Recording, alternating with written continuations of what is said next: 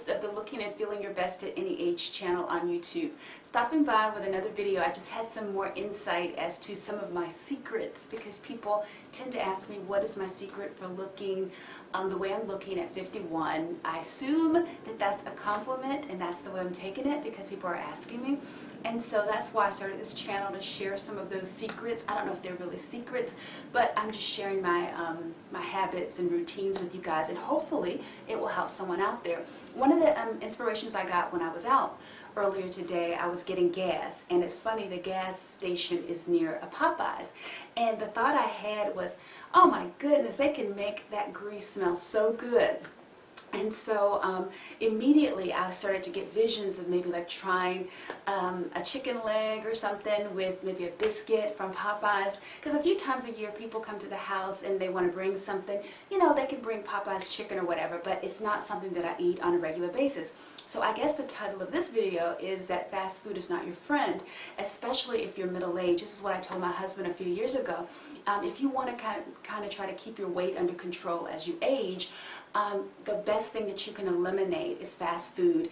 And then I could also say sodas as well. And I haven't had sodas in, I would think, at least 10 years or more. So those are like two wonderful things that help you to keep your weight at a good, at a good place, even though you may indulge. And I'm not saying that I'm perfect, because, I'm not skinny. I think I'm at a good place. I'm at a healthy weight. And I'm able to wear the clothes that I want to wear, which is the most important thing. But I just want to share some of the other, like little idiosyncrasies that I have in terms of eating, in case it might help you to change your eating routine a little bit.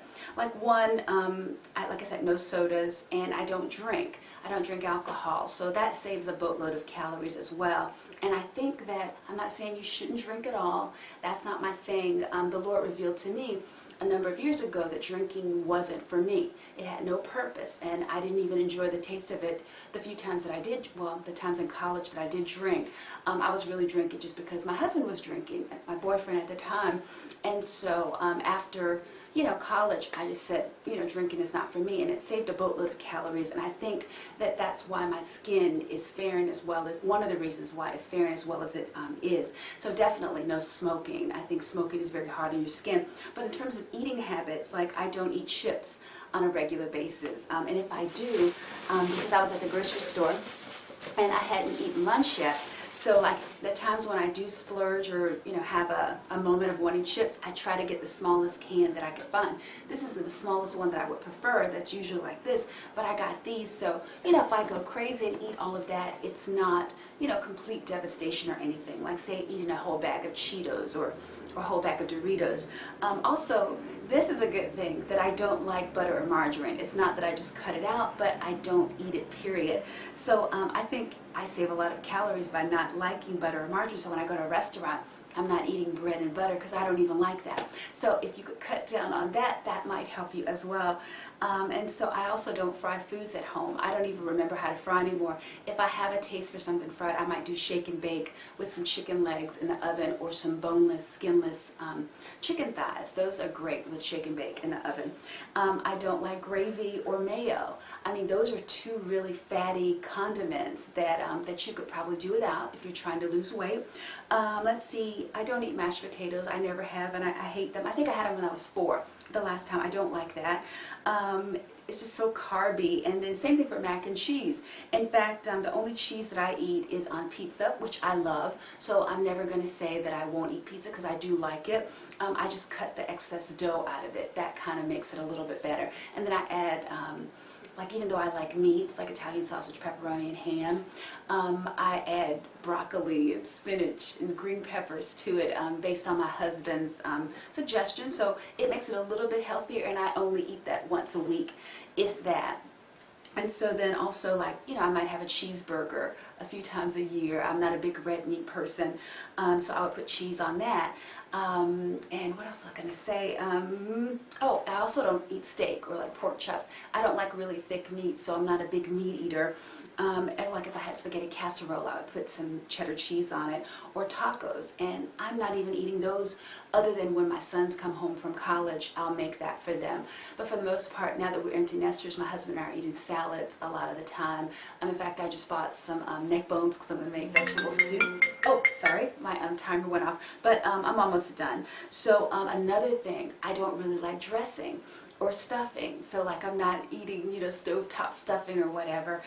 So I think again the carbs, other than cookies or, you know, cake or donuts or something, I really don't want a whole lot of carbs. And the less, you know, carbs that you can do would be the better. Or like say if you did have dressing or stuffing with a meal, don't add corn to that, don't add bread to that, you know, just pick one of those carbs and just go with it.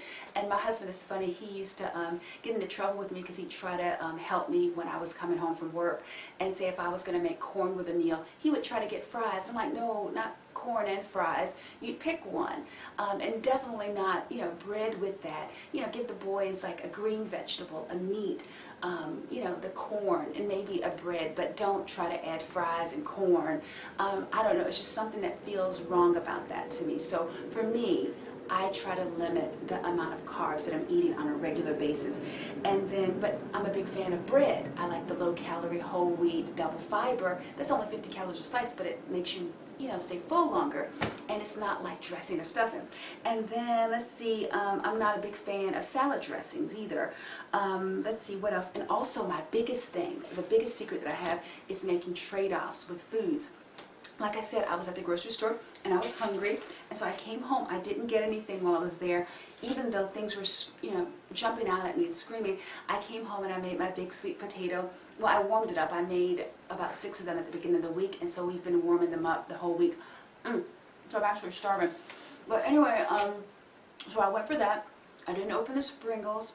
I said, okay, I'm going to eat my baked sweet potato, make my peanut butter and jelly sandwich like I normally do on the double fiber whole wheat bread, and then I'm going to have like a pickle spear that I showed you guys in a video a few weeks ago, talking about a dill garlic spear that that goes with it, and so and maybe a clementine if I'm still hungry, and then for a snack before dinner I would get a handful of nuts.